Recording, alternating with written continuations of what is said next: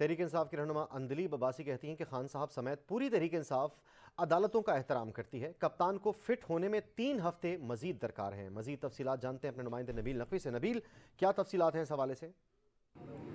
हाँ जी बिल्कुल। पाकिस्तान तहरीक इंसाफ के चेयरमैन इमरान खान की रिहाइश गाह जमान पार्क के बाहर पाकिस्तान तहरीक इंसाफ के कारकुनान की बड़ी तादाद सुबह शाम मौजूद है। खैमा बस्ती यहाँ पे कायम है। मेरे साथ इस वक्त तहरीक इंसाफ की सीनियर रहनुमा अंदलीब अब्बासी साहिबा मौजूद हैं। उनसे जानने की कोशिश करेंगे। मैम बताइएगा, खान साहब का मंडे को जाने का दोबारा तलब किया, क्या अपना नाइंदा का कलाई अमल क्या है?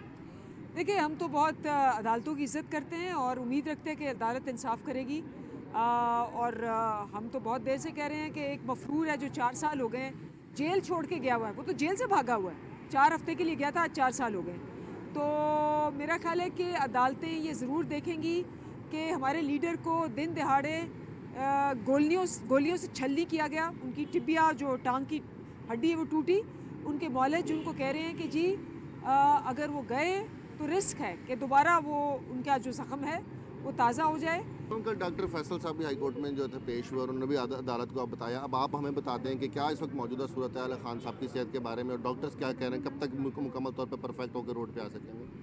जो डॉक्टर्स की लेटेस्ट रिपोर्ट है उसमें उन्होंने 3 हफ्ते का और कहा है, क्योंकि वो जो इनकी हड्डी थी, हड्डी के अंदर जो क्रैक आया उसकी रिस्टोरेशन में अभी 3 हफ्ते का टाइम है।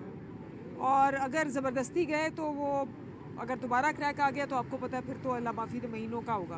यानी जेल भरो तहरीक के बाज़ाब्ता ऐलान में अभी 3 से 3.5 हफ्ते लग सकते हैं?